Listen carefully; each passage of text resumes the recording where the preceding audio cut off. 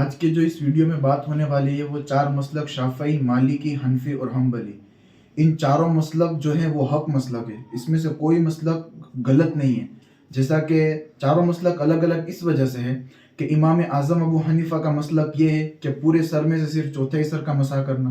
امام شافعی کا مسلک یہ ہے کہ پورے سر میں سے صرف 3 بالوں کا مسح کرنا. پھر امام مالک کا الگ مسلک ہے، پھر امام حنبلی کا الگ مسلک ہے. یعنی کہ چاروں مسلک حق ہیں. اور یہ مسلک الگ الگ کیوں ہیں؟ اس کی وجہ یہ ہے کہ بارہا ہم نے احادیث میں اور تقاریر میں سنا ہوگا کہ حضور صلی اللہ تعالیٰ علیہ وسلم نے جو ہے جب یہاں سے گزرے تو وہ مسکرائے، اور کئی مرتبہ یہ سنا ہوگا کہ حضور یہاں سے جو ہے گزرے تو وہ جلال میں آئے. تو ہر ایک امام نے جو ہے ہر ایک مسلک کے جو 4 حنفی ہیں ان میں سے ہر ایک نے اپنے اپنے مطابق ان سے مسئلہ لیا. اسی طریقے سے حضور کو جس طریقے سے کام ہوا، یعنی کہ آپ کسی ایسی جگہ پر پہنچے کہ جہاں پر آپ نے پورے سر کا مسح کیا، اور کئی مرتبہ ایسا ہوا کہ آپ نے صرف چوتھے سر کا مسح کیا، اور کئی مرتبہ ایسا ہوا کہ آپ نے جو ہے صرف حضور صلی اللہ علیہ وسلم نے صرف 3 بالوں کا مسح کیا.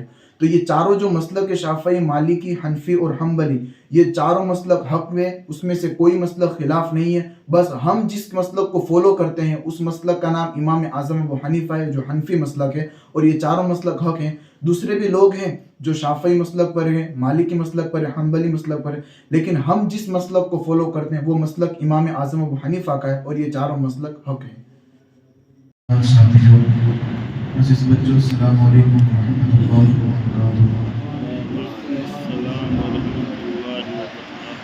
وبرکاتہ.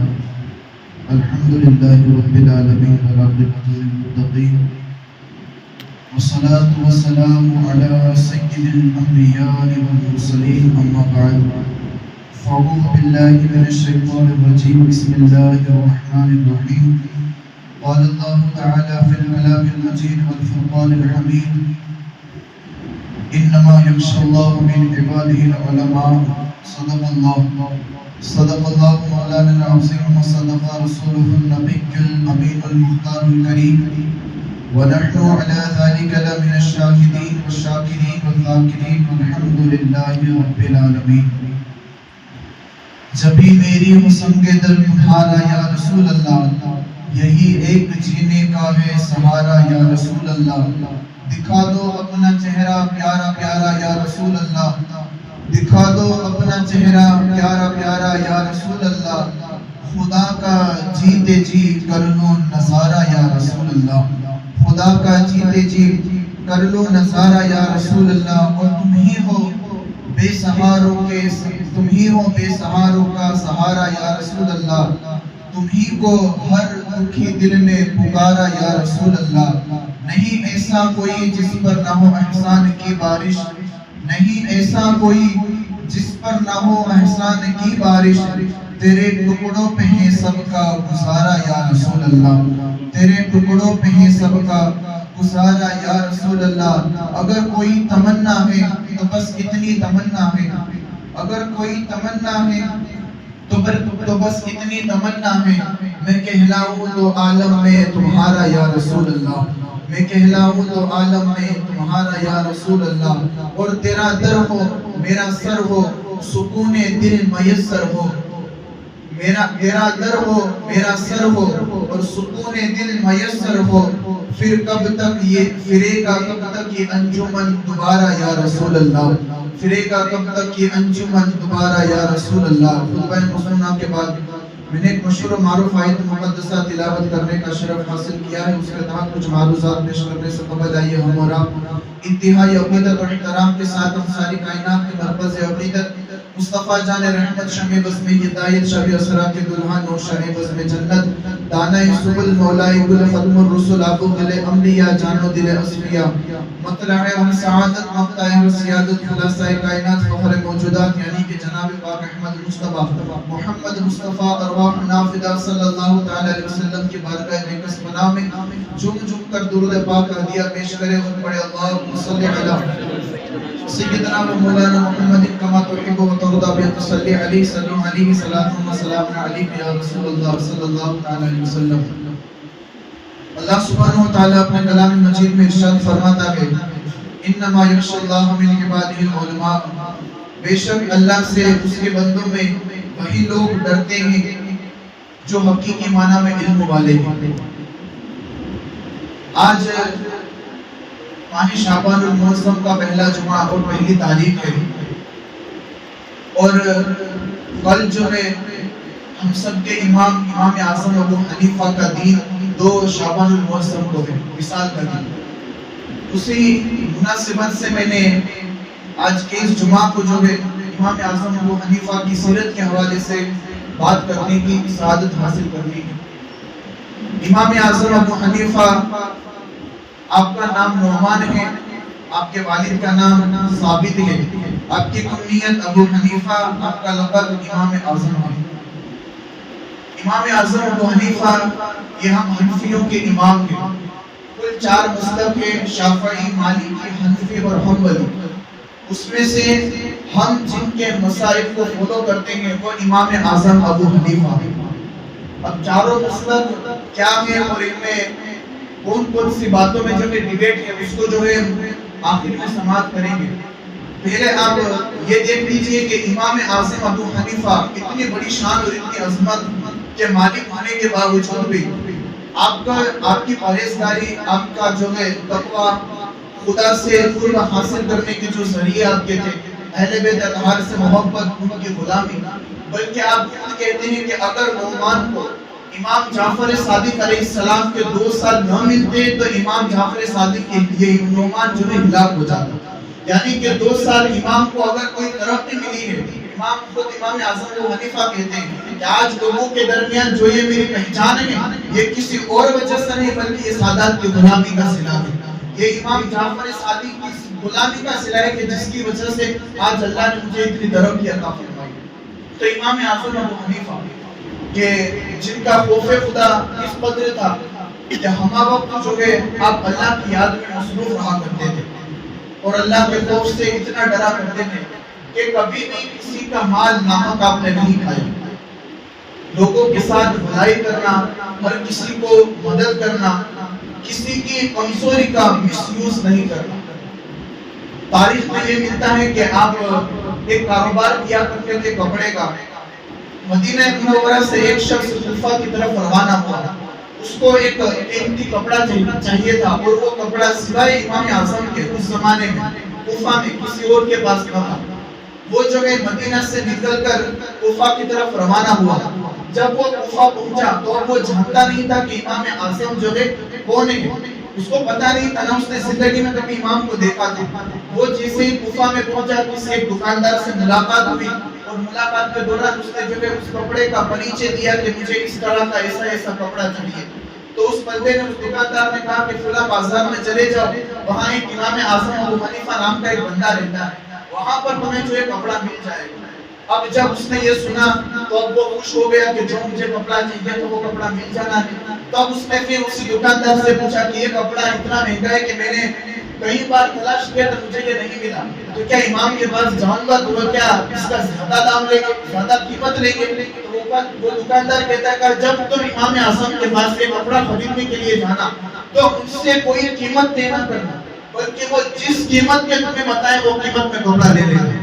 اس لیے کہ وہ جس قیمت میں کپڑا بیچتے ہیں اس سے کم درہم میں، اس سے کم دینار میں کہیں بھی کپڑا نہیں ملے۔ یعنی کہ سب سے کم اگر سستا کپڑا ملتا ہے تو وہ امام اعظم ابو حنیفہ کے پاس ملتا ہے، تو وہ جانا اور جس قیمت وہ کپڑا دے اسے وہ کپڑا لے لینا۔ اب وہ بندہ وہاں سے گیا اور لوگوں سے پوچھتا کہ امام اعظم کی دکان کون سی، امام اعظم کی دکان کون سی ہے؟ اس لوگوں نے بتایا کہ وہ فلاں جو ہے وہ امام اعظم کی دکان ہے۔ وہ وہاں پہنچا اور پہنچنے کے بعد امام اعظم تو اس وقت وہاں جو ہے موجود نہیں تھے، آپ کا خادم تھا۔ آپ کے خادم سے اس مدینے کے آنے والے ایک شخص نے کہا کہ اے امام اعظم، اے اللہ کے بندے، میں جو ہے مدینہ سے آیا اور مجھے اس طرح کا اور اس طرح کا کپڑا چاہیے، کیا وہ تمہارے پاس موجود ہے؟ تو وہ امام اعظم کا جو خادم تھا اس نے کہا کہ ہاں میرے پاس موجود ہے۔ اس نے وہ کپڑا نکالا اور نکال کر پیش کیا۔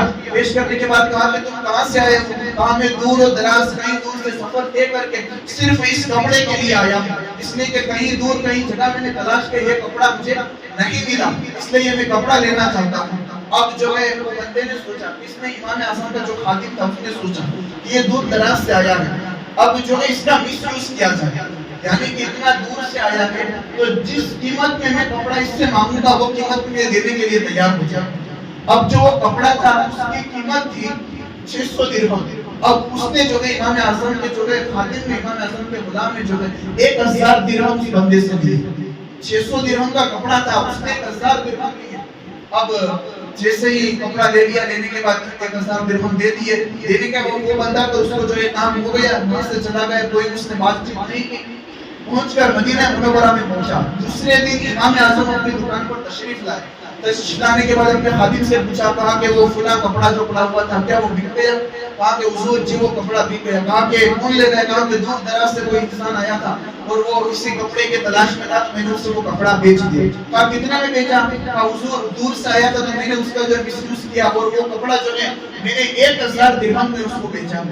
امام اعظم جلال میں آنے کے بعد اس کو ڈانٹا, اتنا ڈانٹا کہ وہ رونے لگا. امام اعظم کہتے, کہا کہ تم نے اس کا مس یوز کیا ہے. وہ کمزوری لے کر یہاں آیا تھا, اتنی مشکلیں اتنے اذیتیں برداشت کر کے وہ یہاں پہنچا تھا, اور تم نے 600 درہم کا کپڑا 1000 میں تو نے اس سے بیچا. امام بہت ہی ناراض ہوئے. ناراض ہونے کے بعد پوچھا اس سے کہ بتا کہاں سے وہ بندہ آیا تھا؟ حضور پتا نہیں, وہ فلاں دکاندار سے باتیں کر رہا تھا, اس نے ہمارا ایڈریس دیا, وہ یہاں آیا. پھر امام اعظم اس دکاندار کے پاس گئے, اس سے پوچھا, کہا کہ کل جو ہے میرے یہاں ایک بندہ آیا تھا, تم سے جو ہے ایڈریس معلوم کیا تھا, تم نے جو ہے میری دکان کا پتہ اسے دیا تھا. کہا وہ کہاں کا رہنے والا تھا؟ تو امام اعظم نے اس دکاندار سے جب پوچھا تو دکاندار کہتا ہے کہ کہا کہ وہ تو جو ہے مدینہ منورہ سے کپڑے کے تلاش میں نہیں آیا تھا, تو وہاں سے چلا گیا. امام نے جب یہ سنا تو سن کر جو ہے اپنا رخت سفر باندھا اور باندھ کر جو ہے مدینہ کی طرف روانہ ہو. دیکھو خدا سے خوف کتنا تھا, خدا سے ڈر کتنا تھا امام اعظم کو. اپنا رخت سفر باندھا اور باندھ کر مدینہ منورہ میں پہنچے. پہنچنے کے بعد مسجد نبوی میں پہنچا. اس بندے کو تو دیکھا نہیں تھا, انہوں نے جانتے نہیں تھے کہ وہ کون ہے, کیسا ہے. آپ نے جو ہے روز نماز شروع ہونے سے پہلے, اذان ہونے سے پہلے آپ مسجد نبوی میں پہنچ جاتے اور پہنچنے کے بعد انتظار کرتے کہ وہ بندہ آئے اور وہ کپڑا پہن کر آئے تو اس کو پہچان لو کہ یہی وہ بندہ ہے جس نے اس سے کپڑا خریدا ہے. آپ انتظار کر رہے تھے. کچھ دن گزرے, 1 ہفتے آپ مدینہ منورہ میں رہے. آپ 1 ہفتہ مدینہ منورہ میں رہے. جب کچھ دن ہوئے تو وہ بندہ جو ہے آیا اور اس نے جو ہے چادر کے طور پر وہ کپڑا پہنا ہوا تھا. آنے کے بعد نماز ختم ہوئی. نماز ختم ہونے کے بعد امام پاک نے اس سے ملاقات کی. ملاقات کرنے کے بعد کہا کہ کچھ دنوں پہلے تم جو ہے کوفہ کی طرف آئے تھے. تو وہ بندہ کہتا کہا ہاں میں کوفہ کی طرف آیا تھا. کیا تم نے یہ کپڑا وہیں سے خریدا ہے؟ تو وہ بندہ کہتا کہا ہاں میں نے جو ہے کوفہ میں ایک بہت ہی بڑے دکاندار ہے جس میں امام اعظم کہا جاتا ہے, میں نے وہیں سے یہ کپڑا خریدا ہے. تو کہا کہ کتنے میں خریدا؟ کہا کہ میں نے 1000 درہم میں اس کپڑے کو خریدا ہے. جب امام اعظم نے یہ سنا تو اس کی بارگاہ میں اس سے کہا کہ میں تم سے معافی مانگتا ہوں. کہا حضور آپ معافی مانگتے ہیں, آپ بتائیں آپ کون ہیں؟ کہا میں امام اعظم ابو حنیفہ. وہ سوچنے لگا تھا امام اعظم اتنے بڑے امام ہو کر آپ مجھ سے معافی مانگ رہے ہیں. تو کہتا ہے کہ حضور معافی مانگنے کی وجہ کیا ہے؟ امام اعظم کہتے ہیں کہا کہ تو جب دکان پر آیا تھا تو نے جو کپڑا خریدا تھا وہ کپڑے کی قیمت حقیقی معنی میں 600 درہم تھی. میرے خادم نے جو ہے تجھ سے 1000 درہم لیے تھے. اس نے 1000 درہم لیے, 400 درہم میں تجھے واپس لوٹانے کے لیے کوفہ سے مدینہ کے لیے آیا. یعنی کہ آپ نے صرف 400 درہم واپس دینے کے لیے کوفہ سے مدینہ کا سفر کیا. یعنی کہ اس سے پتہ یہ چلتا ہے کہ اتنے بڑے مسلک کے مالک ہونے کے باوجود بھی امام اعظم ابو حنیفہ کی عاجزی دیکھو, انکساری دیکھو کہ 1 روپیہ بھی کسی کا ناحق اپنی زندگی میں کبھی نہیں کیا. اور جہاں تک کتابوں سے ہمیں یہ بات بھی پتہ چلتی ہے کہ آپ نے اپنی زندگی میں کبھی بھی کسی کی دل آزاری نہیں کی, کسی کا بھی دل اپنی زندگی میں آپ نے کبھی بھی نہیں توڑا. کتابوں میں یہ بات بھی پتہ چلتی ہے کہ جب آپ کا والد کا انتقال ہو گیا حضرت ثابت کا, تو جب چند دن گزرے, غالباً 2 یا 3 دن ہی گزرے تھے, تو آپ کا ایک مخالف تھا امام اعظم کا, جو ہر بات میں امام اعظم کی ہر ایک مسائل میں کمنٹ کرتا تھا, اس سے اختلاف کرتا تھا. اب وہ مسلمان تو نہیں تھا, بار بار کہا کرتا تھا کہ آپ کو حیران اور پریشان کیا کرتا تھا. جب آپ کے والد کا انتقال ہوا 3 دن ہوئے تو آپ بہت صدمے میں تھے. جب اپنے گھر سے دور لوگوں کے پاس آئے تو لوگوں نے آپ کو جو دلاسا دیا تھا امام اللہ آپ کو صبر دے, آپ کو پریشان نہ ہو, اللہ نے اس سے جو ہے بہتر لکھا ہوا. تو امام اعظم جو ہے اطمینان ہوئے. اب اتنے میں ایک بندہ جو ہر بات آپ کی جو ہے خلاف کہتا تھا تو وہ کھڑا ہوا اور کھڑا ہو کر کہا کہ اے امام اعظم کیا میں نے یہ سنا ہے کہ تمہارے والد کا انتقال ہو گیا ہے؟ اگر سوچو تو صحیح, اپنے سگے باپ کا اس دنیا سے چلا جانا اور اس حالت میں کوئی ایسی بات کرے کہ وہ بندہ کہتا ہے کہ تمہارے والد کا انتقال ہو گیا تو اب تو تمہیں جو بے سہارا ہو گئے، تو میں چاہتا ہوں کہ میں تمہاری والدہ سے نکاح کروں۔ ابھی 3 دن ہی ہوئے گزرے یارو، اپنے والد کا اس دنیا سے جانا، اور پھر ڈائریکٹ وہ بندہ پھر امام اعظم سے کہتا ہے، کہا کہ میں چاہتا ہوں کہ تمہاری والدہ سے نکاح کر لو تاکہ تم بے سہارا نہ رہو۔ اب جو لوگ موجود تھے وہ بھی سوچنے لگے، کہا کہ یہ کیسی باتیں کر رہا ہے، ابھی میرے والد کو جائے ہوئے دنیا سے صرف 2 یا 3 دن ہی گزرے اور یہ مجھ سے اس طرح کے کلام کر رہا ہے۔ امام نے صبر کیا، اس پر کوئی بھی جو ہے کلام نہیں کیا۔ امام اعظم نے کہا کہ اگر یہی بات ہے تو انتظار کر۔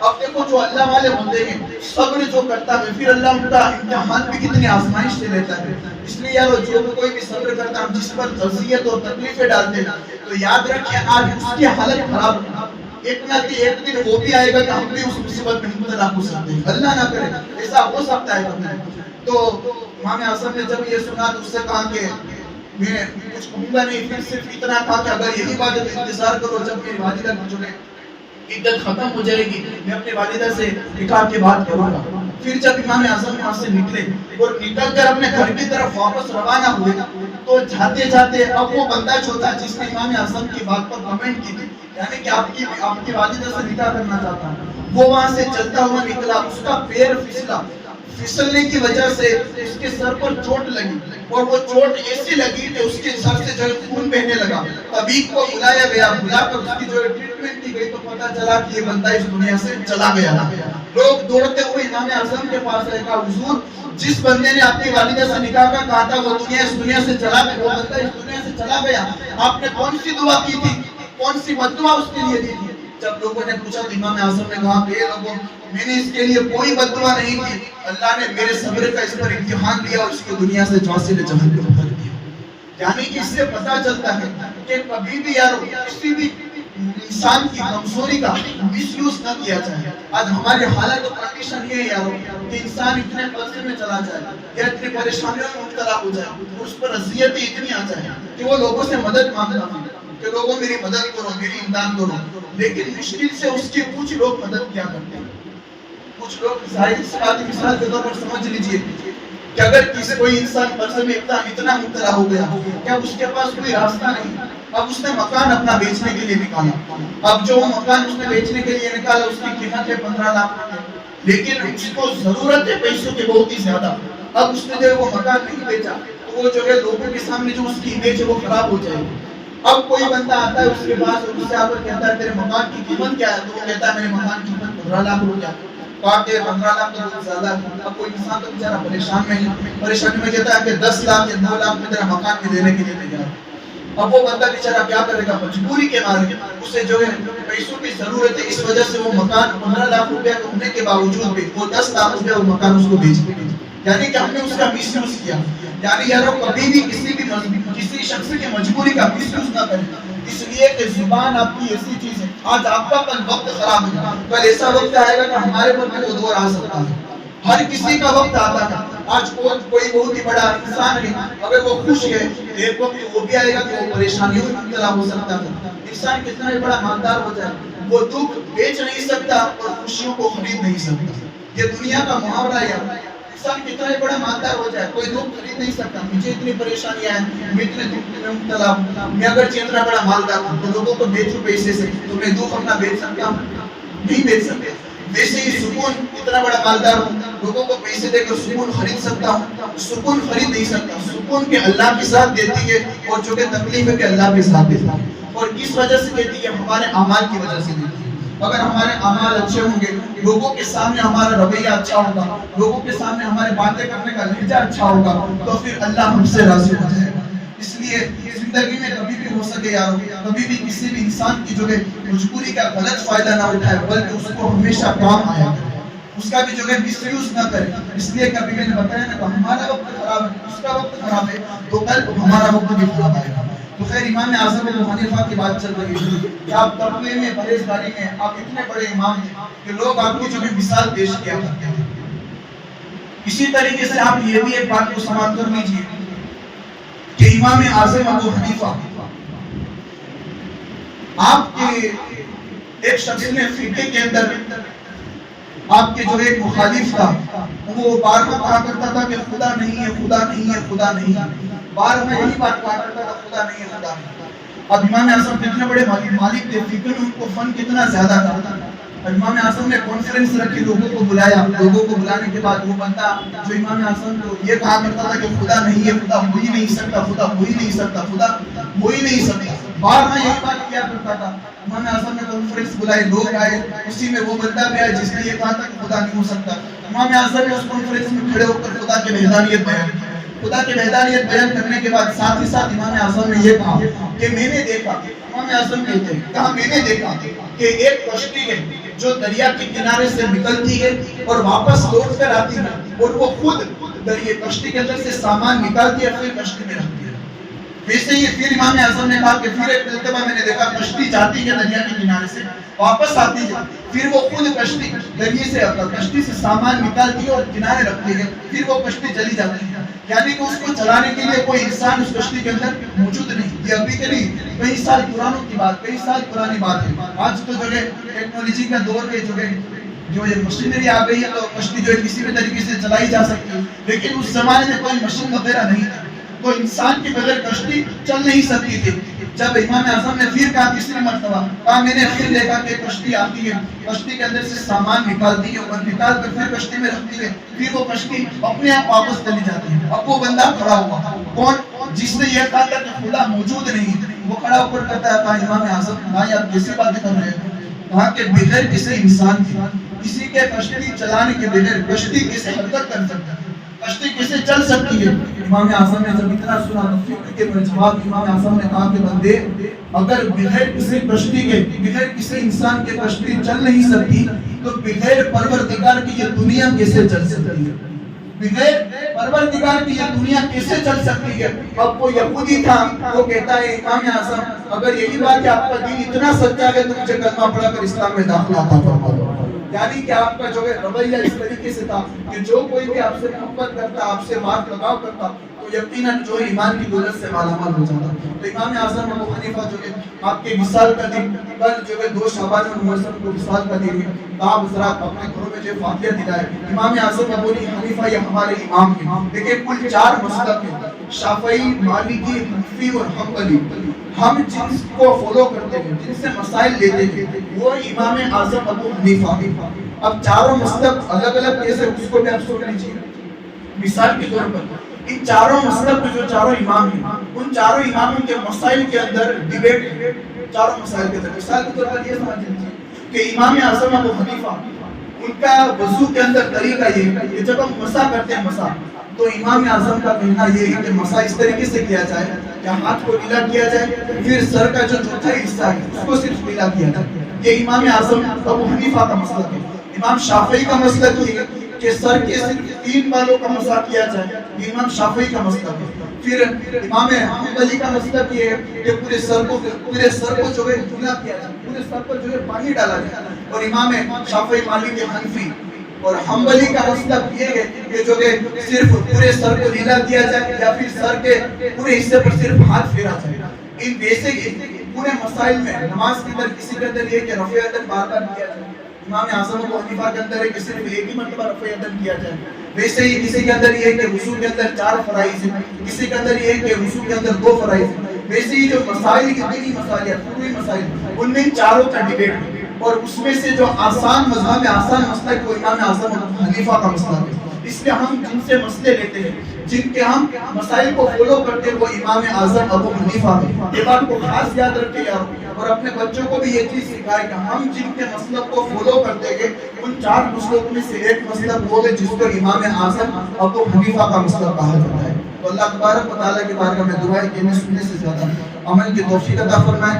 دوران گفتگو اگر کسی قسم کی غلطی ہو, اپنے پیارے حبیب علیہ الصلوۃ والتسلیم کی صدقۃ و حسن سے معاف فرمائے. استغفر اللہ ربی من کل واتوب الیہ. السلام علیکم. سے نصرات کی سنت باقی ادا فرمائے اور کھڑے ہو کر صفوں کو درست کر دیں.